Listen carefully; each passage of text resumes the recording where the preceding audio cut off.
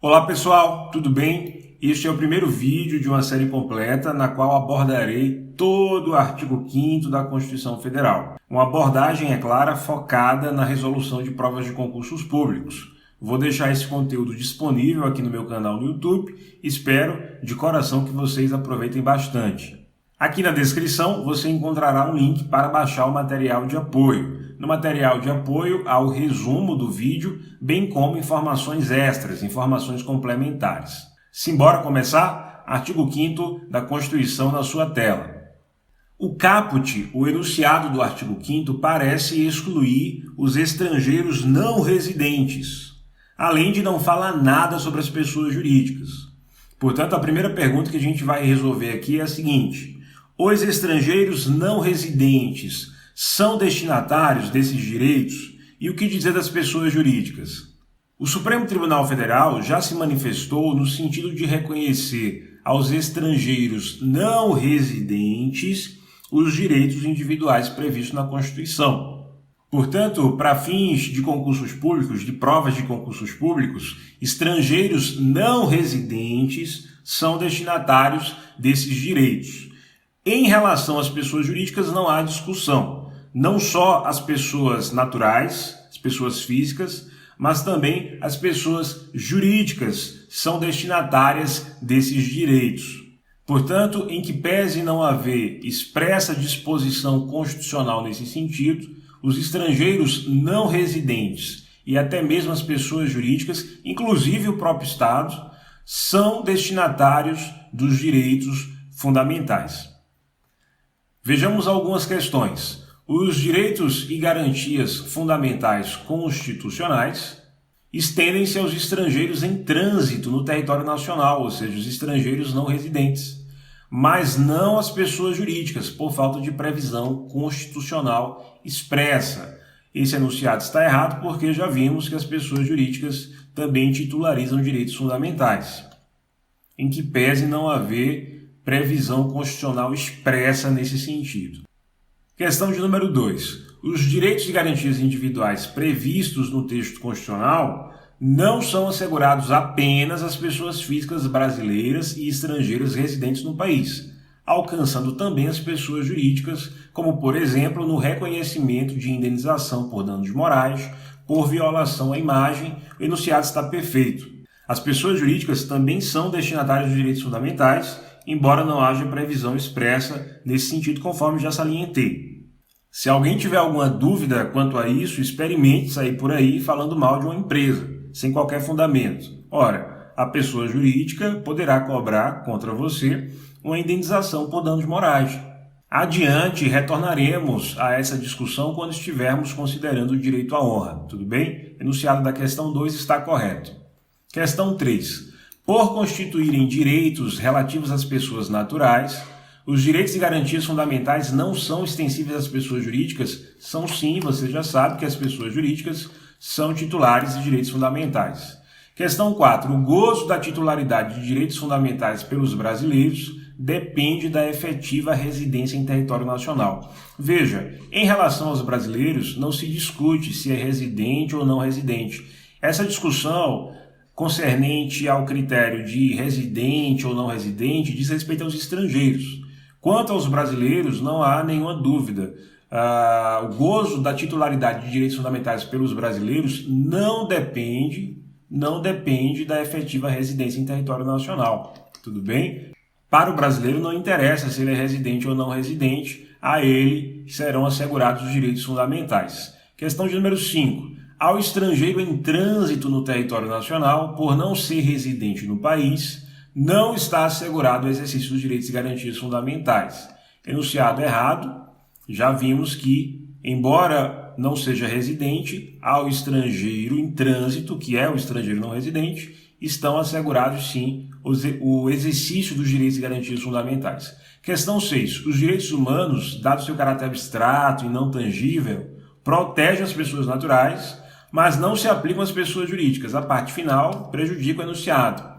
Veja, até existe a distinção entre direitos humanos e direitos fundamentais, mas isso foge o escopo do nosso conteúdo aqui. talvez tenhamos a oportunidade de discutir essa questão de forma mais aprofundada. Geralmente a gente discute isso no módulo de Teoria Geral dos Direitos e Garantias Fundamentais. A proposta dessa série aqui é ir direto para os dispositivos do artigo 5º, então eu não vou fazer essas digressões, tudo bem? O que nos interessa aqui é saber o seguinte: se aplicam ou não se aplicam os direitos fundamentais das pessoas jurídicas? Você já sabe que se aplicam, então o enunciado está errado. Muito bem. Dentre os direitos elencados no caput, no enunciado do artigo 5º, o que nos interessa nesse momento é tão somente o direito à vida. O direito à vida possui dois sentidos, dois aspectos, um sentido estrito e um sentido amplo. Em sentido estrito, que corresponde ao ponto de vista biológico, ao aspecto biológico, o direito à vida diz respeito ao direito de permanecer vivo, o direito de não ser morto. Esse sentido estrito, essa acepção, esse aspecto biológico do direito à vida, compreende a proteção à integridade física e também a proteção à saúde mental. É em função desse aspecto estrito do direito à vida que temos algumas proibições.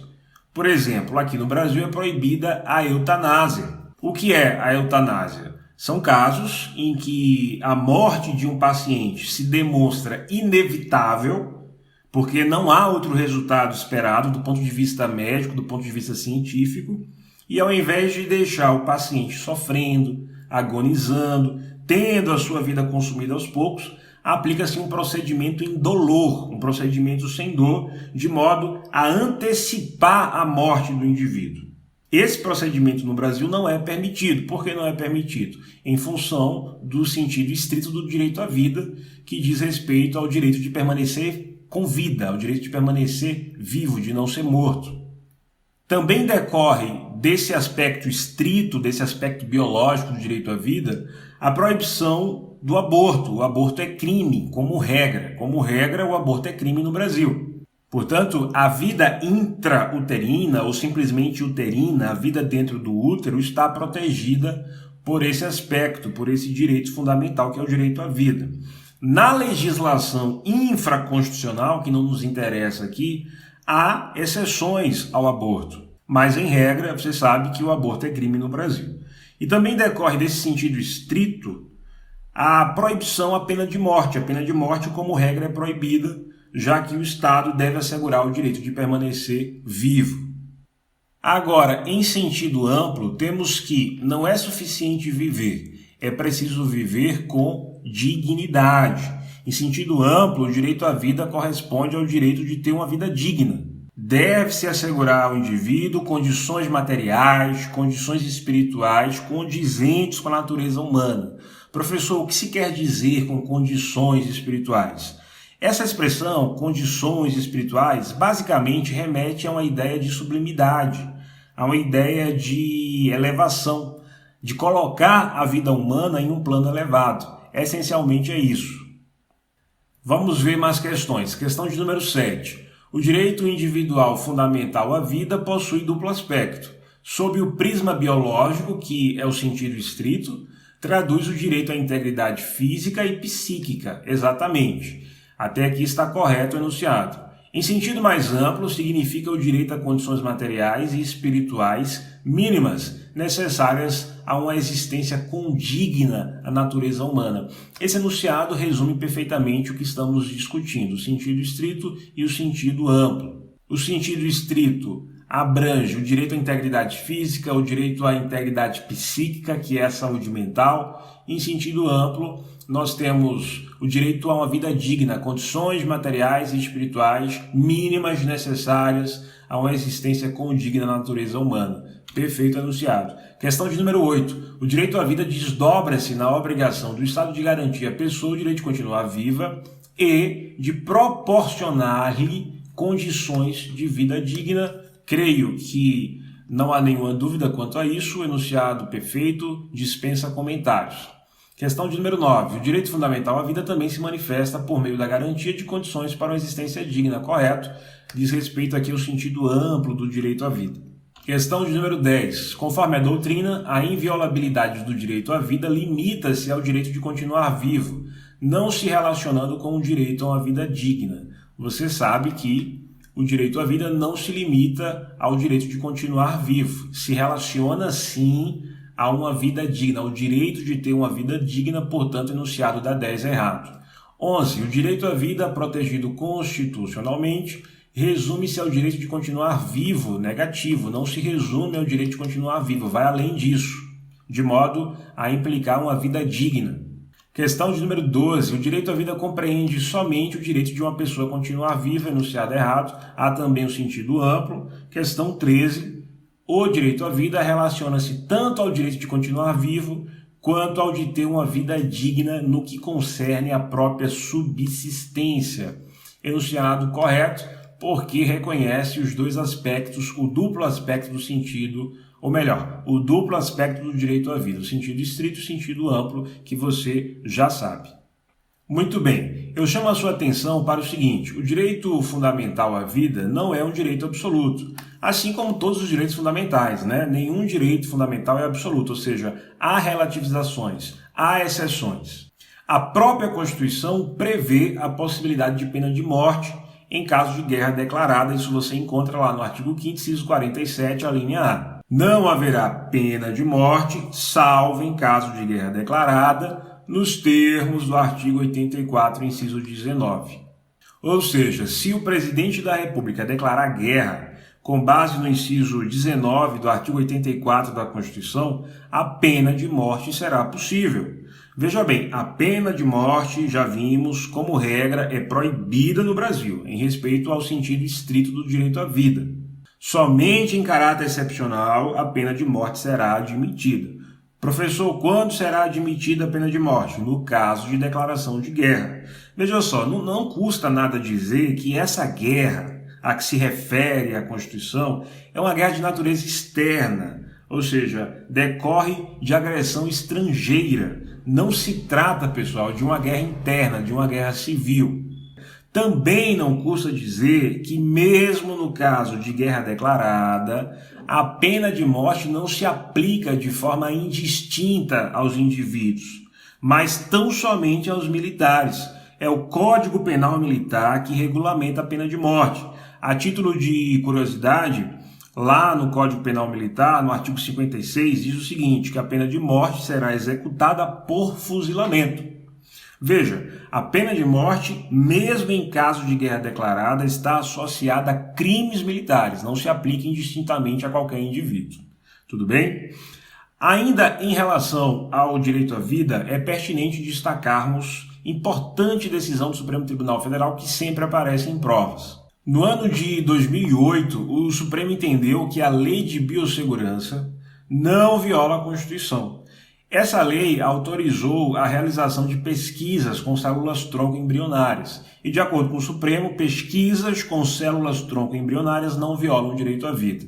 Vou explicar isso para você de maneira bastante sucinta para não perder a objetividade aqui do conteúdo.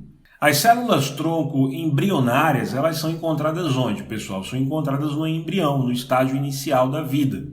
Ocorre a fecundação, surge o embrião e entre o 4º e o 5º dia essas células já podem ser encontradas.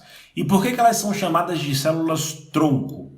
São chamadas assim, essencialmente, basicamente, porque é a partir delas que surgem os diversos tipos de células, os mais variados tipos de célula. A Lei de Biossegurança permitiu, para fins de pesquisa e de terapia, a utilização de células-tronco embrionárias, obtidas de embriões humanos, produzidos por fertilização in vitro e não utilizadas nesse procedimento. Vou explicar para vocês. Veja, o que seria a fertilização in vitro? O óvulo da mulher é retirado, é coletado e no laboratório é introduzido o quê? É introduzido o espermatozoide. Portanto, a fertilização in vitro é a união do óvulo com o espermatozoide em laboratório, conforme vocês podem verificar na imagem que aparece aí na sua tela. Veja que o embrião ele surge fora do corpo da mulher, em laboratório, fora do útero. Essa expressão in vitro literalmente significa em vidro, uma referência a procedimento científico realizado em laboratório, como podem ver na imagem. Após a fecundação, conforme eu já falei para vocês, entre o quarto e o quinto dia, o embrião já está apto a gerar essas células-tronco que serão extraídas para pesquisas e terapias, ou seja, para tratamentos. Depois que essas células são extraídas, o que é que acontece com o embrião? O embrião é descartado. E é aqui que mora a polêmica. Esse embrião não seria vida humana? Na época, foi um julgamento bastante polêmico. O relator Carlos Brito, por exemplo, entendeu que o embrião, nesse estágio inicial, não é uma pessoa natural, não seria uma pessoa natural. Segundo o relator, para existir vida, o embrião deveria ser implantado no útero. Bom, sem entrar em discussões, o que nos interessa aqui é o seguinte: de acordo com o STF, essas pesquisas, melhor dizendo, com células-tronco embrionárias, não violam o direito à vida, tampouco a dignidade da pessoa humana. É isso que é cobrado em prova, tudo bem? Questão 14. O direito à vida, assim como todos os demais direitos fundamentais, é protegido pela Constituição de forma não absoluta? Exatamente, o enunciado está correto. O direito à vida não é absoluto, portanto é protegido de forma não absoluta. Cuidado com a interpretação para não errar a questão. Questão 15. O direito fundamental à vida é hierarquicamente superior a todos os demais direitos humanos, estejam eles previstos na Constituição ou na Declaração Universal dos Direitos Humanos. Veja, o enunciado está errado. Não é objeto do nosso curso discutir a teoria geral. Teoria geral não será discutido aqui. Mas não custa dizer que não há hierarquia entre direitos fundamentais, tá certo? Na realidade, o que se observa na prática é que há um juízo de ponderação, ou seja, o juiz, em cada caso concreto, vai dar preferência a um direito em detrimento do outro. Mas não há hierarquia. Não vou entrar em muitos detalhes, tudo bem? Guarde para sua prova aqui o seguinte: não há hierarquia entre direitos fundamentais. Questão 16. A proteção do direito à vida tem como consequência a proibição da pena de morte em qualquer situação, da prática de tortura e da eutanásia. Veja, é em qualquer situação que a pena de morte é proibida? Não. Há situação prevista na Constituição na qual a pena de morte será possível. Questão 16 errada. 17. A Constituição da República protege todas as formas de vida, inclusive a uterina. O que é a vida uterina? É a vida dentro do útero, a intrauterina. Por isso mesmo, o aborto é proibido como regra. Essa expressão aqui, formas de vida, na doutrina, é uma referência à vida extrauterina, ou seja, fora do útero, e à vida intrauterina. Portanto, a Constituição protege, sim, todas as formas de vida, a extra e a intra. Então, o enunciado está correto, tá? Questão de número 17, enunciado correto. Questão de número 18. Ao julgar a ação direta de inconstitucionalidade em face da Lei de Biossegurança, o Supremo firmou o entendimento acerca do descabimento de pesquisa com células-tronco embrionárias como decorrência do direito à vida. Você já sabe que o Supremo entendeu que essas pesquisas não violam o direito à vida. Então, elas são cabíveis, sim. Não foi isso que o STF decidiu, tá bom? O enunciado está errado.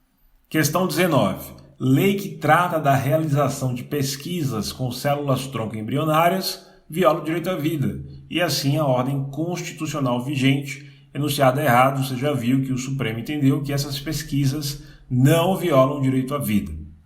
E a nossa última questão, questão de número 20. Segundo posição majoritária do Supremo Tribunal Federal, a realização de pesquisas em células-tronco embrionárias ofende o direito à vida, assim como o princípio da dignidade da pessoa humana, enunciado errado, não ofende o direito à vida, segundo o Supremo Tribunal Federal. Pessoal, eu vou ficando por aqui, espero de coração que você tenha gostado. Ative as notificações clicando no sininho para acompanhar os próximos vídeos. Um forte abraço, até o próximo vídeo.